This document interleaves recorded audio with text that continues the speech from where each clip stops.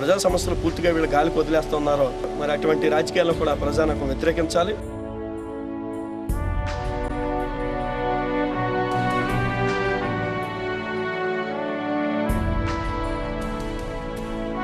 మనం 50 సంవత్సరాల నుంచి కూడా వెనుకబడిన పరిస్థితి అందరికీ తెలుసు.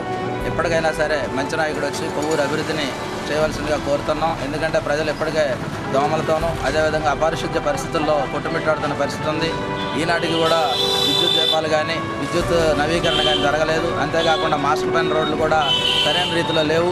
కేవలం పేపర్ మీద మాస్టర్ ప్లాన్ రోడ్లు చూపించేసి ప్రజలను తీవ్ర అసౌకర్యానికి గురి చేస్తున్న పరిస్థితి ఉంది. వాటన్నిటికి భిన్నంగా కొవ్వూరు అభివృద్ధిని కాంక్షించేటటువంటి వ్యక్తులు రాజకీయాల్లోకి రావాలి. వారి కొవ్వూరుని పూర్తి స్థాయిలో అభివృద్ధి చెందే విధంగా చూడవలసిందిగా కోరుతూ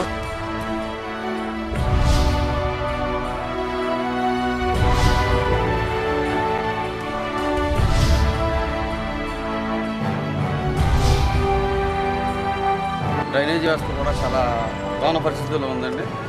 డ్రైనేజీ వ్యవస్థను మనం కంట్రోల్ చేస్తే ఆటోమేటిక్గా దోమలు కూడా నివారణ అవుతాయని మేము భావిస్తున్నాం.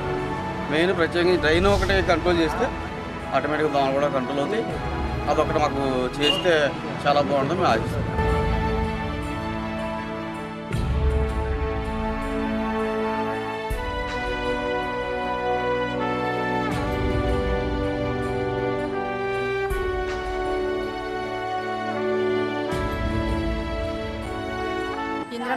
ఇంద్రం కాలనీ అండి. ఇక్కడ నీళ్ళు నిలిచిపోయి రోడ్లు చాలా ఇదిగా ఉంటున్నాయండి. డ్రైనేజ్ ఏంటి, రోడ్లు ఏంటి, నీరు నిలిచిపోయి దోమలు ఎక్కువైపోయి మమ్మల్ని కుట్టేస్తున్నాయండి. ఇంట్లోకి వచ్చేసి చాలా ఇబ్బంది పెట్టేస్తున్నాయండి. నీరు నిలిచిపోయి వాసన వచ్చేసి పాములు వస్తున్నాయండి. రాత్రి అయితే భయం అవుతుందండి. కొంచెం మమ్మల్ని చూసుకొని రోడ్డు వేసి కొంచెం డ్రైనేజ్ అయితే చాలండి. మాకు మా మీద దయించి కొంచెం హెల్ప్ చేయండి. మాకు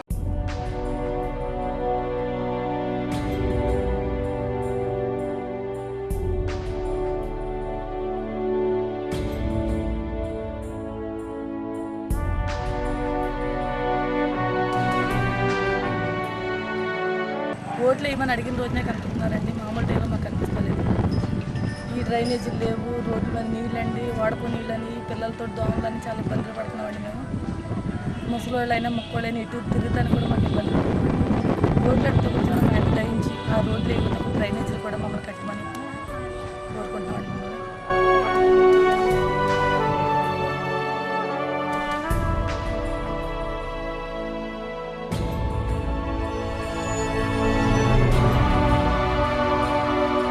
పోతురాజు చెప్పిన వాటర్ ప్రాబ్లం చెప్పారు. నిన్న యువరాజ్ కేబుల్లో లైవ్లో కూడా చూశాను నేను. ఆ ప్రాబ్లంలో స్థలాలు అమ్మిన యజమానులు వచ్చి రోడ్లు ఈ మున్సిపాలిటీకి హ్యాండ్ ఓవర్ చేస్తే వారు ఏ రోజు వచ్చి ఏ నిమిషాన్ని వచ్చి హ్యాండ్ ఓవర్ చేస్తే ఆ రోజు నేను హ్యాండ్ ఓవర్ చేసి దగ్గరుండి ఆ పైప్ లైన్ పనులన్నీ నేనే దగ్గరుండి పర్యవేక్షిస్తానని చెప్తున్నాను. వచ్చి రండి. మనం ఇక్కడ మేము ప్రెస్టేజీలకు వెళ్ళి ప్రాంతాలకు వెళ్ళి ప్రజలను ఇబ్బంది పెట్టద్దు.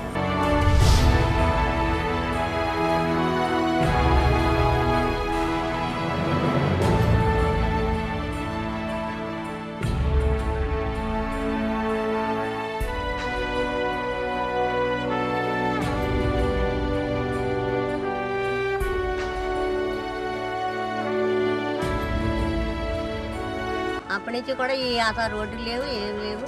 అలాగే బుర్రలో పడి అలాగే తిరుగుతున్నాం. మేము జారిపోయి పడిపోయాం, 2 సార్లు కూడా పడిపోయానండి. పాలు తెచ్చుకుంటాకి రోడ్డు మీద రావాల్సి వస్తుంది. ఏం సరుకులు తెచ్చుకుంటాకి లేవు. మీరు పచ్చిమిరకాయ తొక్క తెచ్చుకుందామని రోడ్డు మీద రావాల్సి వస్తుంది. అసలు మార్గం లేదండి. నీళ్ళు బురదలో మళ్ళీ ఇసుక కొట్లు వేసారు, మట్టి కొట్లు వేసారు. దారి లేదు, ఏం లేదు. పాములు కూడా తిరుగుతున్నాయండి. ఇంకా దారి లేదండి. ఇంకా నీళ్ళు కూడా వెళ్తలేదు బయటికి. కిందకి చేద్దామంటే మా పొద్దుగడు పాములు. ఒకసారి వచ్చి చూస్తే మీకు తెలుస్తుందండి.